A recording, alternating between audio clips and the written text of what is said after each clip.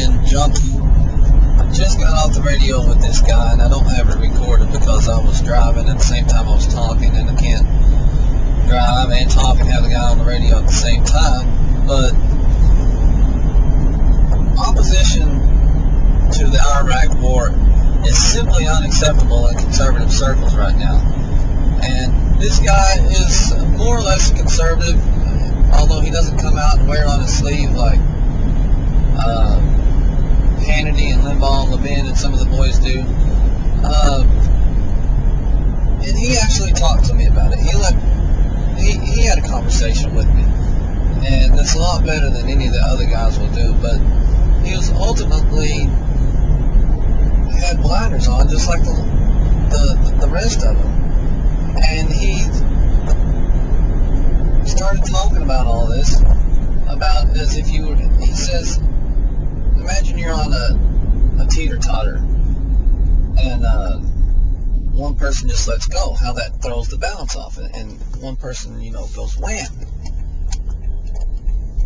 And now we've exerted such a heavy influence in that region that if we were to leave, then boom, this is the same type of thing would happen.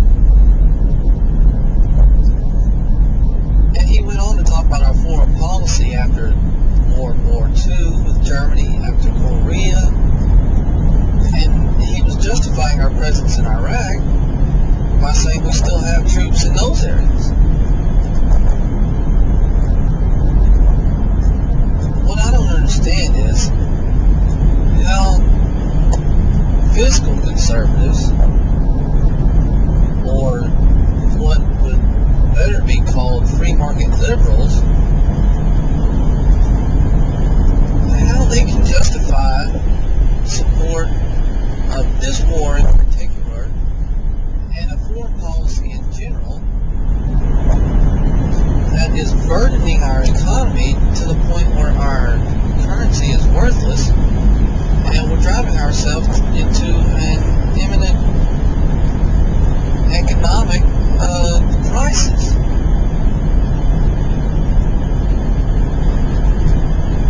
I heard Ron Paul talking on the floor of the House the other day, and our foreign policy, where we have hundreds of thousands of troops stationed in every corner of the globe, it costs $1 trillion a year to maintain that. $1 trillion.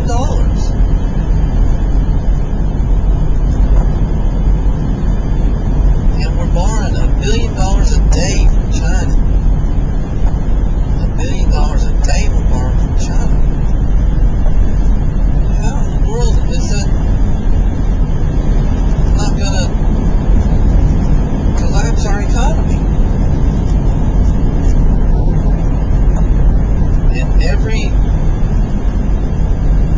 conflict we involve ourselves in, where we're forced to leave behind stabilizing troops, if they're stabilizing at all, spreads our military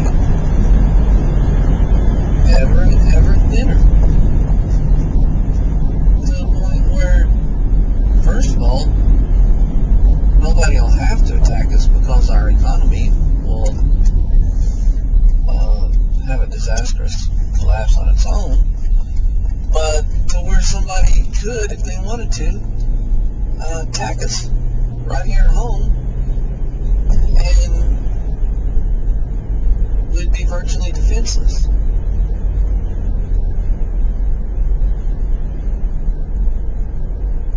And he was the best at it, at letting somebody speak out against it, but he was very, very stringent on the conservative talking points of if we leave now, what will happen? It'll be a breeding ground for terrorists, etc., etc.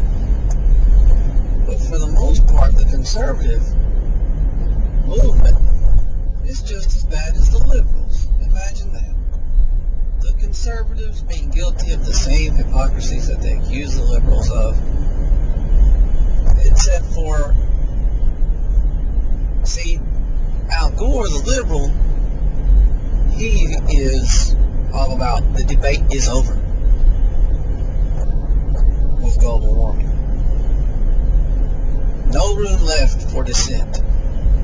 Anybody that is not a believer is unscientific, naive, and just going against science. But see, on the war, where's the open-minded conversation about this war? Try getting on a talk show and talking about principled opposition to the war. Not just Bush lied, people died, not just our soldiers are killers. No, go in there and talk about non-intervention. Go in there talking about the waste and abuse and fraud that's going on rebuilding Iraq. Go in there and talk about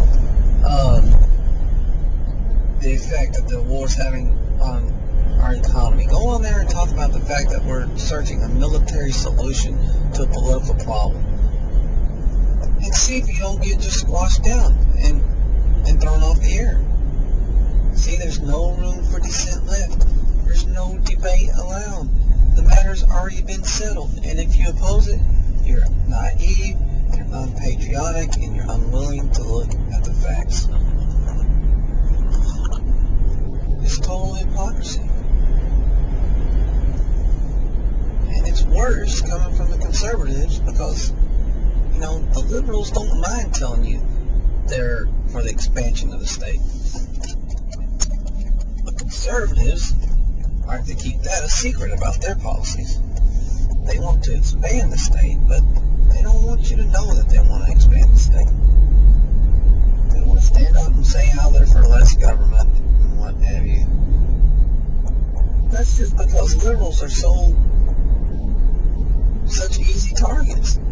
They're out there 75% of the time talking about expansion of the state in economic matters, and so the conservatives think you won't notice when they're out there 25% of the time talking about expansion of the state in international affairs and in social policy.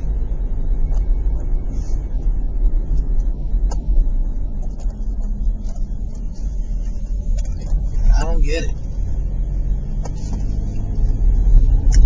Well, kudos to Charlie Jones for letting me speak, but a pox on him and all the rest of them for being naive about the principles behind the war. And they're just like the liberal left on economic issues. Policies there